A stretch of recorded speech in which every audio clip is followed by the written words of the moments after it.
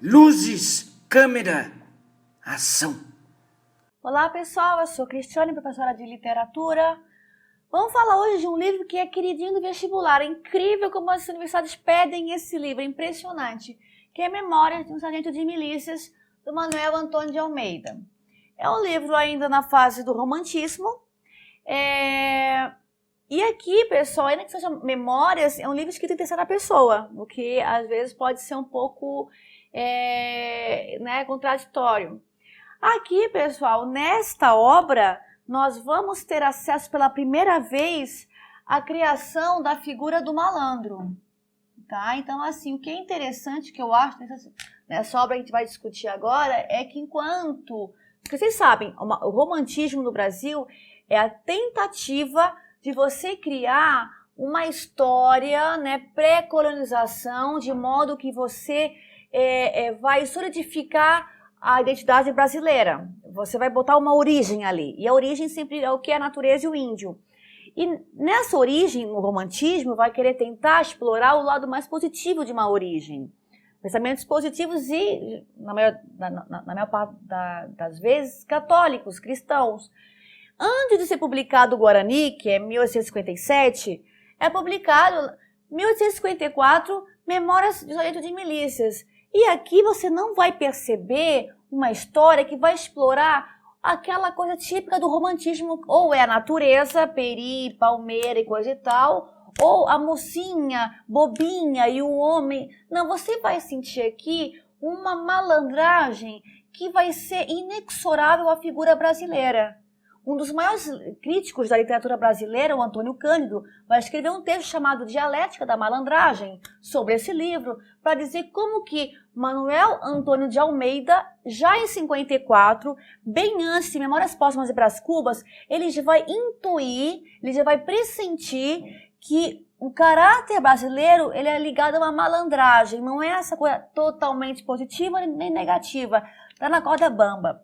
Pois bem, pessoal, é um romance de costumes que vai ser publicado em folhetim, ou seja, o folhetim é um tipo de texto publicado em partes, em jornal, que ele tem a característica típica de novela que a gente vê na TV. Sempre termina o capítulo com algo de suspense, de modo a você querer ler o próximo jornal com o próximo pedaço da história. Romance e costumes por quê? Diríamos, pessoal, que a história tem esse tamanho aqui. Só que o autor ele vai fazer desse tamanho, porque ele vai inserir costumes do Rio de Janeiro, costumes da época. Então ele tem um testemunho histórico muito importante. Por isso, meus amigos alunos aqui, quando quem quiser ler o livro como um todo, se atenha também a essas partes, porque qual é o motivo de se ter no vestibular essa obra? Além da malandragem típica do brasileiro que ele está explorando aqui, ele está mostrando um retrato histórico do Brasil, então tem que se atentar a essas coisas. E assim, esse tempo é o tempo de rei, é o tempo dos reis, é o tempo em que estaria o Dom João VI. Ele sabe que o século do rei é o século XIX. Então, o autor vai explorar. Primeiramente, ele vai explorar a classe dos meirinhos. O que são meirinhos, professora? Pessoal, meirinhos é o que a gente chama de oficial de justiça, que são esses homens que dão o primeiro passo para que a lei aconteça. E nesse começo de história, porque assim, o autor ele vai explorar muito as categorias sociais, cada função que tem de trabalho, com as suas particularidades e coisa e tal. Então vai falar sobre Leonardo Pataca. O Leonardo Pataca é um português que ele vai tentar a vida no Brasil e ele é um meirinho. Ele vai para o Brasil começar a carreira de meirinho. Só que durante a viagem para o Brasil, ele vai de Portugal para Rio de Janeiro, no navio ele vai conhecer a Maria das Hortaliças, com quem ele vai ter um romance no barco. Ali, diríamos que vai acontecer um fruto de uma pisadela e um beliscão, é assim que fala o autor, de maneira muito irônica, fruto de uma pisadela,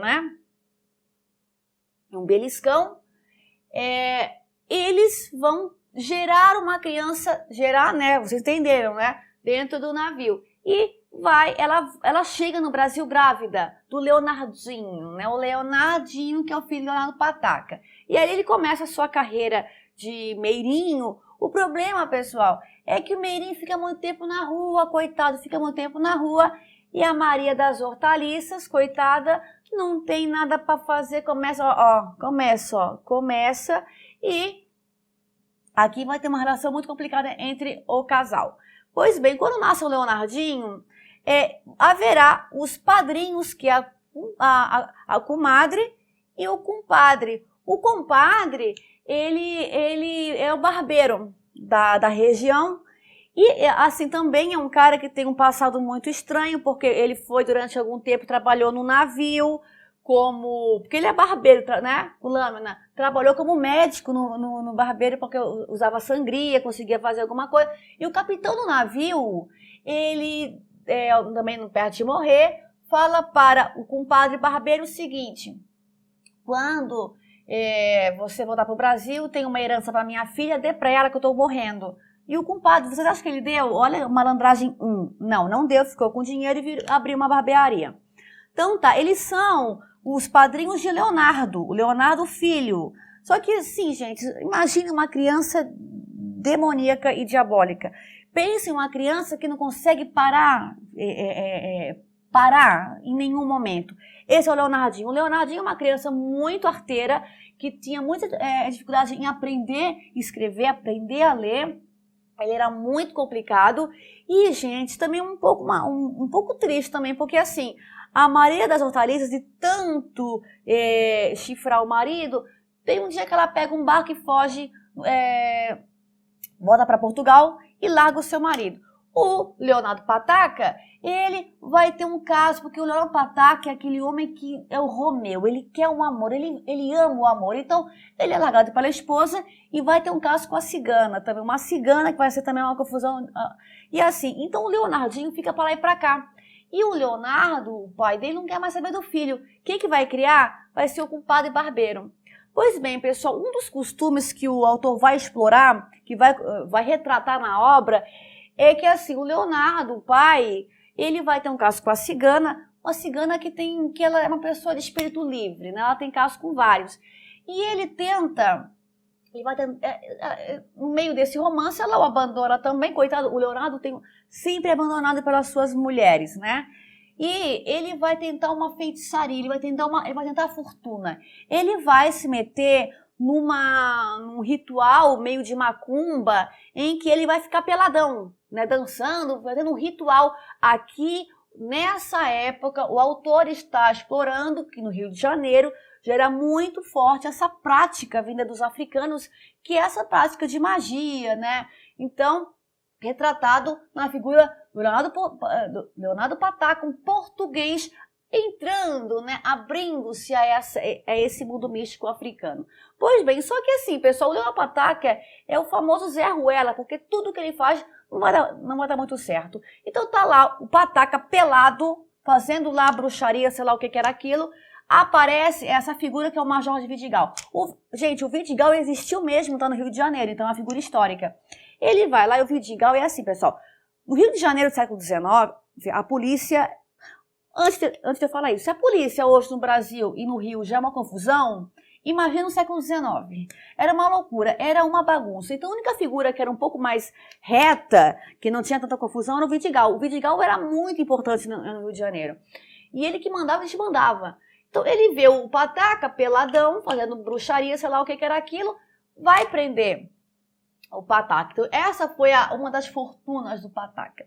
Gente, então, quando o pai está sendo preso porque está pelado no meio da rua, o filhinho lá continua fazendo muita coisa, enlouquecendo o barbeiro. E o barbeiro, ele pensa o seguinte: bem, qual o futuro dessa criança? Quem sabe essa criança possa virar um advogado, estudar em Coimbra, ou quem sabe virar um sacristão e ir para a carreira de sacerdócio. Então, porque vocês sabem que também muito do século XIX... um filho sempre teria que seguir essa carreira. E já que o Pataquinha, o Leonardo, era muito arteiro, quem sabe Deus o curasse.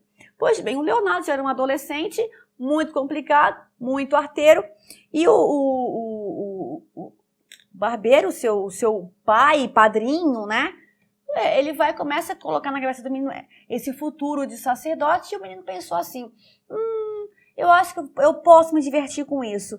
Então ele vai começar meio que ser coroinha, né? Na igreja, só que somente para fazer artice, para fazer bagunça, é um terror. Chega no momento da história, pessoal, que o Leonardo, ele virou um vadio, ele não estudou, também não foi para a igreja, ele é um vagabundo que tenta pescar oportunidade, por isso que ele é malandro, porque assim, pessoal, o Leonardo, filho do Pataca, ele é um menino que ele tem todo aquele encanto, ele é atualmente charmoso, mas ele só quer saber de vida boa. Pois bem, a comadre, a sua madrinha, não sabe mais o que fazer. E começam ela e o menino a visitar a casa da Dona Maria, que é outra personagem que aparece na história. Pois bem, o Leonardo até então não tinha muita vontade de visitar a Dona Maria. Entretanto, um dia ele vai lá e vai conhecer uma menina magrela, desengonçada, meio feinha, mas por quem ele vai se apaixonar, que é a Luizinha. Só que a Luizinha, pessoal, é a famosa songamonga. Ela é fria, ela sem graça, ela não tem muita personalidade. É aquele tipo de... O cara fala, oi, tudo bem? Ela fica, oi. Ela é esse tipo de... Um oi assim meio cansado também. Então a Luizinha não é uma figura muito atrativa. Mesmo assim, o Leonardo se interessa por ela. Não sei por que ou não, Luizinha também é uma menina que vai ter uma herança, uma menina de família também um pouco mais abastada. Então não sabemos, né? Mais ou menos. Pois bem, só que além dele, né, que chega um momento que ele vai se declarar para a menina, tem outro cara na história, mais velho de 30 e poucos anos, que é o José Manuel, que vai também entrar na disputa para casar com a Luizinha. Quem que vai decidir isso? A Dona Maria. Pois bem, pessoal, voltando, né, ao Leonardo Pataca. Ele finalmente se ajeitou na vida. Ele vai se envolver com a Chiquinha, que é a filha da comadre dele. A Chiquinha vai ter uma filha com ele, só que daí tem um momento que é bem pesado na história, na minha opinião é pesado, que o barbeiro morre. O barbeiro morre e vai deixar toda a herança para o menino, para o Leonardo. Mas Leonardo ainda é menor de idade, e como ele é menor de idade, ele não pode receber herança. Quem que vai receber herança? O pai. Então assim, agora que o compadre morreu, vai morar na mesma casa o Pataca, a mulher Chiquinha, a menina, a bebê que nasceu e o Leonardo. Mas assim, pessoal, isso é uma coisa bem interessante para a gente analisar, né? Porque o menino foi abandonado pelo pai. O pai apenas o acolheu de volta porque recebeu a herança do barbeiro. Então, é uma situação irrespirável. Chega num ponto que o menino se manda, né? Porque, de novo, é expulso porque o Leonardo, esse malandro, também, ele foi expulso pela vida durante muito tempo. Mas existe sempre leveza, como o Manuel Antônio de Almeida retrata a história. Pois bem, a Luizinha vai casar com quem? Vai casar não com o Leonardinho, voltamos à história aqui, mas com o Zé Manuel. Gente, o Leonardo, o filho, também vai herdar esse destino do pai de não ter sorte no amor. Por quê? Porque o José Manuel, conseguiu para a Dona Maria uma causa na justiça, e a Dona Maria era motivada por causas judiciais. Casa. Só que, pessoal, é um casamento sem amor, ele é um homem muito complicado, não existe nenhum tipo de amizade, de amor entre os dois, num ponto que a Dona Maria chega a processar o próprio José Manuel, ele é um terror como marido. Nisso, a Luizinha estava casada, não tinha mais o que fazer, o Leonardo vai ter um caso com a Vidinha, que também é uma moça de espírito livre, ela quer ter vários também, então vai ter... E vai ter uma série de confusões com a Vidinha e os primos, né, que disputam uma também, e ele vai ser preso.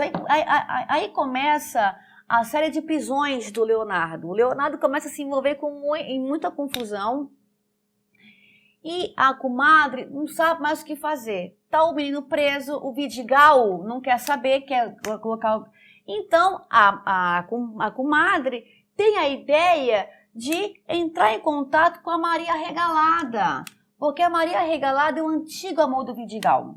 Pois bem, vai lá, fala com a Maria Regalada, e a Maria Regalada, ela vai conversar com com o Vidigal. Porque assim, pessoal, só retomando um ponto que eu não falei, antes disso acontecer. O Vidigal, ao mesmo tempo que ele era muito duro com o Leonardinho, também ele ajudava.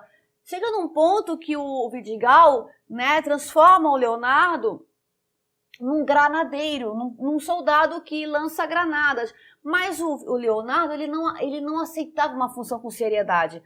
Tem um momento do livro, que aí também ocasiona a sua prisão, é que o Leonardo, tem um momento que o Vidigal dá uma função pro Leonardo, há uma festa, e o Leonardo, ao invés de cumprir a sua função, ele está no meio da festa, ele está na festança, ele não quer saber de cumprir ordem, né, de seguir. Pois bem, vai prender, aí a comadre fala com a Maria Regalada, a Maria Regalada fala uma coisinha no ouvido do Vidigal, uma cena que ela cochicha, e o Vidigal solta o Leonardinho, além de soltá-lo, transforma-o em sargento do nada.